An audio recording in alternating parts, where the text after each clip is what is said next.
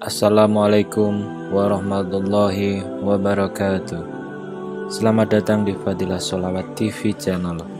Jangan lupa untuk like, subscribe, dan aktifkan loncengnya agar senantiasa mendapatkan tausiah-tausiah terbaru dari channel kami.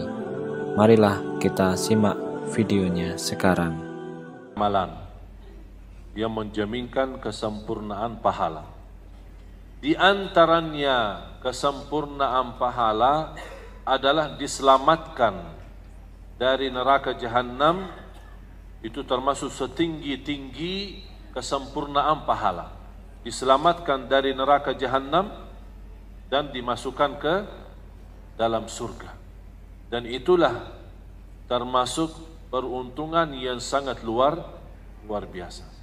Kalau Allah sudah menjanjikan di antara kesempurnaan pahala dari selamat dari neraka dan dimasukkan dalam surga, berarti di bawah itu jauh lebih mudah bagi Allah.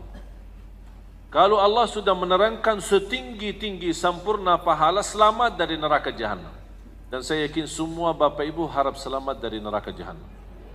Kalau Allah jamin kita selamat dari neraka jahanam, yang termasuk salah satu ancaman azab besar adalah neraka jahanam.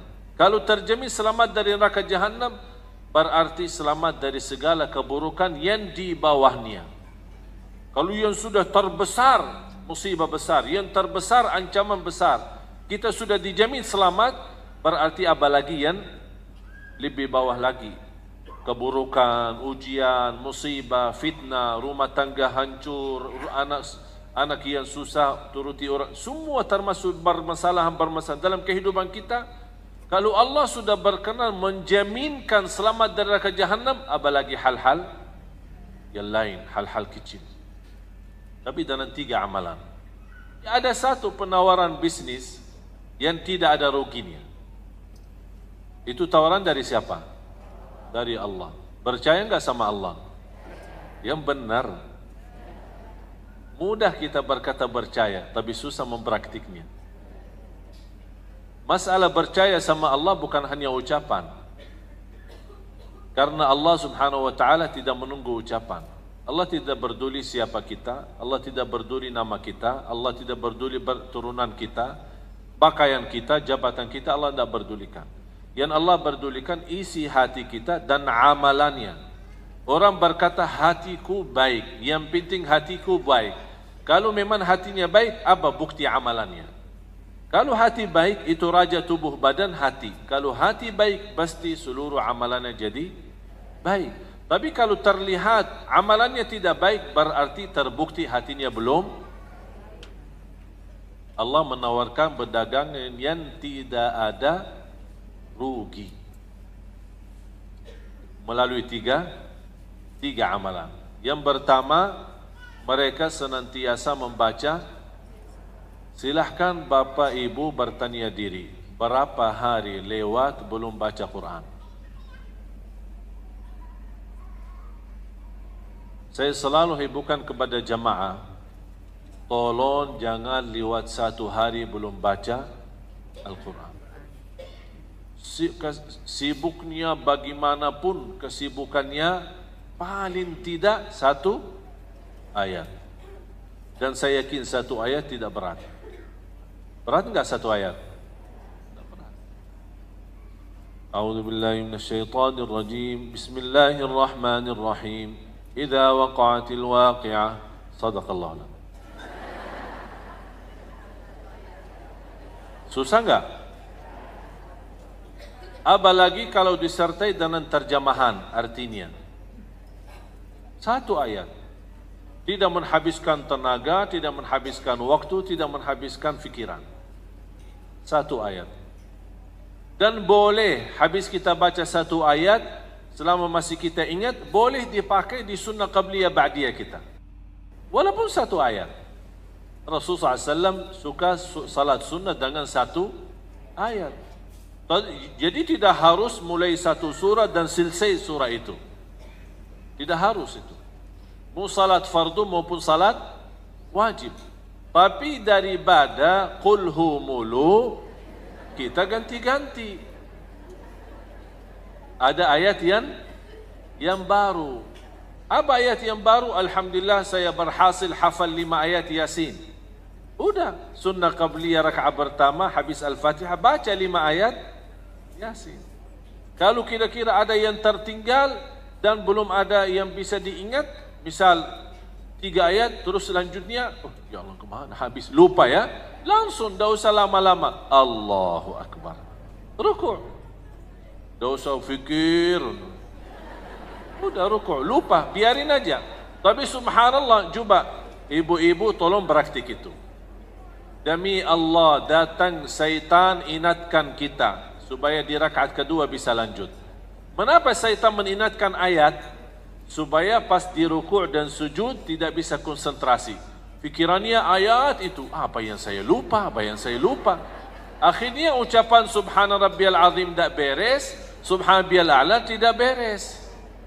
Itulah upaya syaitan. Pas ketika berdiri lagi, alhamdulillah masih ingat. Tapi memang syaitan menggoda kita melalui ingat kebaikan. Bisa saja. Syaitan bukan hanya selalu mengajak keburukan, kadang-kadang bisa mengajak kebaikan demi menghilangkan kebaikan yang lebih besar. Contoh, membuat kita sibuk ingat ayat yang kita lupa dalam salat supaya tidak bisa khusyuk dalam sujud. Mana yang lebih utama, khusyuk atau ingat ayat? Jauh lebih utama khusyuk. Jadi syaitan pintar loh. Hati-hati sama syaitan, tingkatan lebih tinggi daripada profesor. Oleh karena itu, ketika kita sudah merasa diri sudah lupa ayat, tidak usah difikirkan macam-macam, tidak usah berupaya untuk ingat, langsung segera takbir. Nikmati rukuknya, nikmati sujudnya, tapi subhanallah begitu masuknya rakaat kedua pasti ingat. Baru kita boleh lanjut ayat yang tertinggal. Habis selesai dari hafalan kita walaupun beberapa ayat, kita rukuk lagi, sujud dan seterusnya. Ini justru sangat membantu kita menguatkan hafalan kita. Termasuk para hafiz Quran, termasuk anak-anak, kami selalu membiasakan mereka kalau lagi salat sunnah, biarpun dia masih anak 5 tahun atau 6 tahun, baca ayat dan yang kamu hafal. Jangan membiasakan mereka kulhu saja. Jadi kasihan juga malaikat yang ditulis setiap hari kulhu, kulhu, kulhu. Kok tidak rubah-rubah manusia ini? Al-Quran kan 30 juz, walaupun 1 ayat, tapi ada tambahan. Tambahan apa? Apa manfaat kita berubah ayat? Ini salah satu juga membantu menurani dosa maksiat kita. Sekarang apa yang saya sampaikan Bapak Ibu, ini sebenarnya menjaga kita dari dosa dan maksiat. Kita sebagai manusia tidak bisa terlepas dari dosa maksiat. Tidak bisa. Jangan ada orang berkata, saya berupaya menjauhkan diri total dari dosa maksiat. Mohon maaf, tidak bakal bisa. Karena kita manusia. Pasti ada dosa dan maksiat. Tapi bukan bersoalan berdosa dan maksiat. Yang menjadi bersoalan ketika sudah terlanjur dosa maksiat, tidak mau bertaubat kepada, tidak mau beristighfar kepada, tidak mau sedih dan menangis karena ini yang menjadi masalah. Seolah-olah ketika habis sudah terlanjur berdosa, kita berkata kepada Allah, ya apalagi, biasa aja, mau dosa-dosa. Jadi tidak ada rasa malunya sama Allah. Tapi ketika sudah terlanjur berbuat dosa, dan itu hal wajar, karena kita manusia, habis dosa itu, kita ingat Allah. Muncul sifat rasa malu. Kita merasa diri, Allah, sudah saya berdosa, tapi Allah masih berkenan menutupi dosa saya, menutupi kesalahan saya. Coba, Bu, kalau setiap kita berdosa, setiap kita gibah, setiap kita namimah, keluar bau dari kita. Dan semakin bertambah dosa, bertambah bau. Tambah lagi dosa, tambah lagi keras baunya. Gimana? Berani nggak keluar dari rumah? Kenapa? Terlalu bau. Masalahnya, keras baunya itu kita sendiri tidak bisa rasain, tapi yang di sekitar kita malah bisa merasakan. Bisa dicium sama orang. Terus apa? Tapi subhanallah, salah satu tanda Allah sayang dan kasih rahmat untuk kita semua, tidak terlihat tanda dosa maksiat itu. Padahal bisa saja orang baru semalam saja habis dosa maksiat, tapi Allah menutupi dosa itu. Ini tanda apa? Kalau Allah berkenan menutupi, Allah memberikan pesan kepada kita, semalam saja aku menutupi dosamu. Kapan kamu meminta maaf? Dikasih waktu. Sampai ada satu riwayat, ketika seorang manusia berdosa, Allah bertahankan malaikat yang menulis dosa maksiat. Jangan tulis dulu, sebentar. Kenapa ya Allah? Barangkali dia malu dan taubat. Kalau sudah taubat, berarti yang tertulis kebaikan, bukan dosa. Beda kalau kita berbuat kebaikan, Allah perintahkan malaikat segera tulis kebaikan itu. Subhanallah. Begitu rahmat Allah untuk kita semua. Jadi tolong memperhatikan, rutin membaca Al-Quran. Yang tidak bisa baca, silahkan dengar melalui murattal kita, melalui HP kita, melalui kaset kita. Kan semua sekarang HP-nya ada isinya Al-Quran. Silakan sambil bawa mobil kemana-mana, dengar. Ada handsfree, kita naik bis, kita naik motor, kita jalan kaki. Walaupun ada orang yang sambil jalan belum tentu bisa merasa nikmatnya khusyuk atau bisa khusyuk maksimal mendengar Al-Quran, tidak apa-apa. Setidak-tidaknya kita simak, ada yang kita dengar kebaikan, apalagi mendengar kalamullah, terhitung setiap satu huruf 10 kebaikan. Apalagi coba, kalau kita dari pagi terus sepanjang jalan kita simak Al-Quran, dengar Al-Quran. Kira-kira mau berdosa sambil dengar Al-Quran? Tidak mungkin. Apakah kita berani bermacam kata yang kotor sambil mendengar Al-Quran? Ini salah satu menjaga kita dari maksiat dan dosa. Baca Al-Quran. Terus yang kedua, Bapak Ibu, satu-satunya amalan yang tidak bisa ditinggal salat. Ada orang Muslim tidak haji? Ada enggak? Ada, karena belum mampu. Ada orang Muslim tidak zakat? Ada, karena dia penerima zakat. Ada orang Muslim tidak puasa? Ada, lagi sakit, musafir, atau cukup tua, tidak sadar perbuatannya, bisa tidak wajib puasa. Ada orang Muslim, banyak hal-hal kebaikan yang bisa ditinggal kalau ada alasan. Tapi apakah Bapak Ibu ada orang Muslim tidak salat?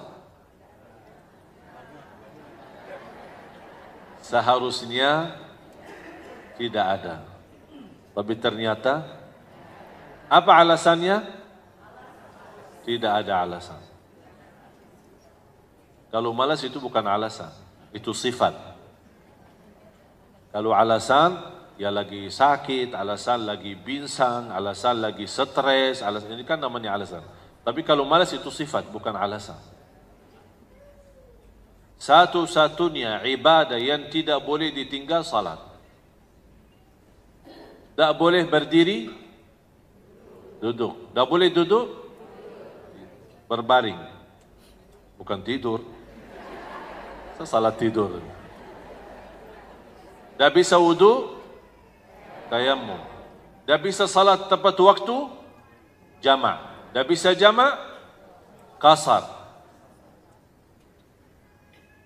Bahkan dalam kondisi perang, yang namanya perang, Allah wajibkan yang dinamakan salat al-khawf, salat ketakutan. Karena dalam kondisi perang, jadi separuh tentara militer, separuhnya salat, separuhnya menjaga. Begitu selesai mereka satu rakaat, terganti orang yang menjaga lanjut satu rakaat. Ini memang ada cara khusus. Untuk apa Allah memberikan tanda? Supaya tidak ada alasan. Kalau dalam keadaan ketakutan wajib salat, walaupun dengan cara sederhana seperti salat khauf. Apalagi kalau dalam keadaan aman.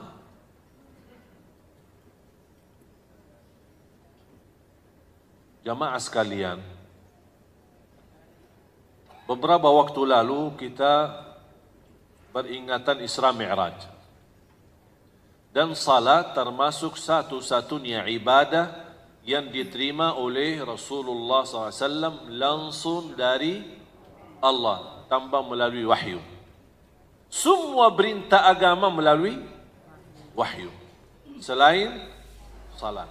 Mengapa Allah Subhanahu wa taala mengajak Nabi Muhammad SAW berjalan cukup jauh dari Makkah sampai Masjidul Aqsa, kemudian naik lagi, bisa menghabiskan tenaga fisik, waktu cukup lama, walaupun bagi Allah tidak bagi waktu, kun fayakun, selesai semuanya. Tapi begitu Allah menunjukkan, inilah proses perjalanan sambil menerima sebuah perintah yang begitu agung. Langsung dari Allah Subhanahu wa taala diperintahkan kepada Nabi Muhammad SAW dan umatnya salat. Diberikan kesimpulan, barang siapa yang ingin berhubungan atau kontak langsung sama Allah, jaga salat. Kalau sudah putus tali salat kita sama Allah, tidak ada ibadah lain yang bisa menghubungkan dengan Allah langsung.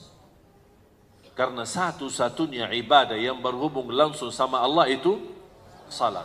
Kalau salatnya putus, artinya tidak salat sama sekali, atau banyak bocor, salat kadang-kadang tidak, kalau lagi senang salat, kalau lagi galau tidak salat, berarti tali hubungan kita sama Allah sudah putus. Kira-kira apa lagi yang bisa dihubungkan sama Allah lagi? Tidak bisa, tidak ada.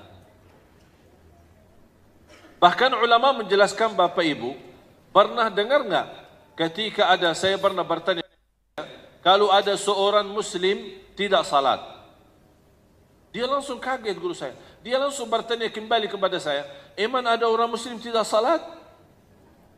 Heran, dia bingung. Ada orang muslim tidak salat? Saya bilang ada. Beliau menjawab, kalau ada orang muslim terbukti tidak salat sama sekali ketika dia meninggal dunia, tidak boleh dimandikan, tidak boleh disalati, tidak boleh dimakamkan di kuburan orang Islam.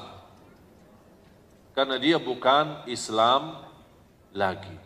Masalah kalimat syahadat itu urusannya sama Allah. Tapi secara hukum di Islam, yang tidak salat sudah memutusi hubungan Islam sama Allah Subhanahu wa taala. Hati-hati. Bukan main-main masalah salat. Bahkan dia termasuk satu-satunya ibadah yang tidak bisa ditinggal dalam alasan apapun, kecuali kalau sudah murtad. Faham tak murtad? Keluar dari Islam. Kalau sudah keluar dari Islam, ya sudah tidak ada wajib salat. Atau sudah, faham tak ini? Alhamdulillah faham. Kalau sudah gila, tidak ada wajib salat. Atau kalau sudah mati, kalau sudah dikubur, sudah tidak ada wajib salat lagi. Oleh karena itu tolong jamaah sekalian, kita memperbaiki hubungan kita sama Allah melalui salat. Itu salat bisa kontak langsung sama Allah. Sampai Allah memberikan pesan melalui cerita Isra Mi'raj, barang siapa yang ingin berhubung langsung sama aku, kata Allah, salat. Ini tidak bagi malaikat, tidak bagi wali, tidak bagi nabi, tidak bagi siapa-siapa. Ini langsung sama Allah Subhanahu wa taala. Yang ketiga, saya berikan satu rahasia sedekah.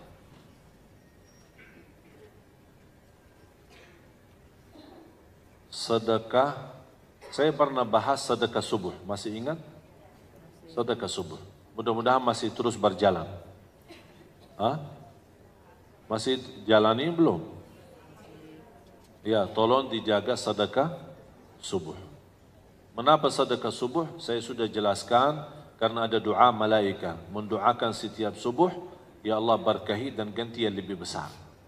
Yang kedua, doa Nabi Muhammad mendoakan ibadah kita di subuh hari. Di antaranya sedekah. Jadi mohon Bapak Ibu, semua masing-masing punya kotak amal, boleh dinamakan tabungan subuh. Biasakan anak-anak kita semua, biarpun dia anak bayi, kita buatkan satu tabungan khusus atas nama dia dan ibunya yang isi. Sungguh dahsyat sedekah subuh itu. Apapun masalah kita, hutang, masalah hajat, jodoh, rumah tangga, urusan anak, turunan, sedekah subuh itu luar biasa. Bukan main. Dan selama saya sampaikan sedekah subuh kepada jamaah yang punya hajat, sungguh subhanallah, hampir 90% dari mereka hubungi saya lagi, alhamdulillah masalahnya sudah selesai. Dan berkahnya sedekah subuh. Yang kedua, sedekah habis maksiat.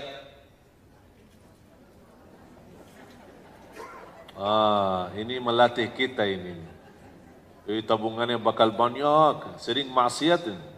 Caci maki orang, isi sedekahnya. Ngomong kotor, isi sedekahnya. Ngomong kesal atau berkata sama anaknya bodoh, langsung isi sedekahnya. Subhanallah, bakal tahu diri nanti, ternyata banyak masalah saya. Apalagi masalah mulut ini.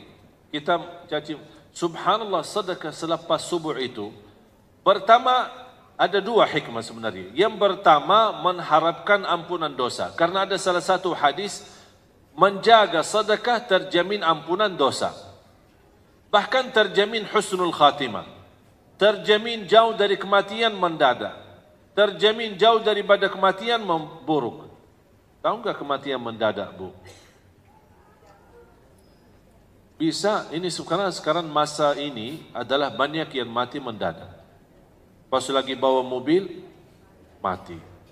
Pas mau kemana, mati. Pas lagi duduk, mati. Pas lagi, syukur-syukur kalau dia mati mendadak, tapi dalam keadaan membaca Quran, atau membaca salat, atau apa. Jadi tolong, ketika ibu merasa diri berbuat salah, merasa diri berbuat dosa, langsung isi tabungan. Boleh dinamakan tabungan sedekah dosa. Dosaku ini, tabungan dosaku. Diganti dengan uang. Setiap dosa diganti dengan uang. Untuk apa? Terjamin ampunan dosa. Yang kedua, mendidik diri. Ini latihan untuk hawa nafsu. Nafsu ini. Kalau mau dosa lagi, kena denda loh. Apa dendanya? Sedekah. Setiap mau, lama-lama jiwanya. Karena jiwa itu suka harta. Ketika dia melihat setiap kita berdosa, harta itu malah dikeluarin sedekah lillahi ta'ala, lama-lama dia mulai berhenti. Ini salah satu cara yang kami dapat belajar sejak kecil. Dan subhanallah sangat berhasil untuk menjauh kita dari maksiat dan dosa. Dan alasan yang ketiga, melalui sedekah yang kita berikan kepada Allah di saat dosa maksiat itu, kita mengharap dan memohon melalui sedekah, itu namanya tawassul bil amali salih. Tawassul dengan amal salih. Di antaranya sedekah. Ya Allah, dengan sedekah ini mudah-mudahan dosa ini, saya mohon ya Allah jangan terulang lagi. Ya Allah, mudah-mudahan saya supaya tidak terjumus lagi dalam dosa itu. Kalau terulang lagi, isi lagi sedekah. Dan memohon lagi sama Allah subhanahu wa ta'ala. Supaya melalui berkah sedekah ini, ya Allah jauhkanlah, saya tidak mau lagi berbuat dosa ini. Pasti ada satu-satunya sedekah yang kita keluarkan, pasti ada satu kali yang ikhlas, yang tulus dari hati, dan ucapan juga yang tulus dari hati, Allah kabulkan langsung, selesai masalah dosa dan maksiat itu. Ini subhanallah, jujur saja saya sendiri ada beberapa hal yang belum mampu saya tinggalkan. Tapi dengan cara ini, alhamdulillah Allah SWT memberikan kemudahan, bisa saya selesai keburukan dan kesalahan saya. Mudah-mudahan saya harap juga ampun dari Allah SWT. Coba bayangkan kalau kita bisa betul jaga sedekah selepas dosa maksiat itu.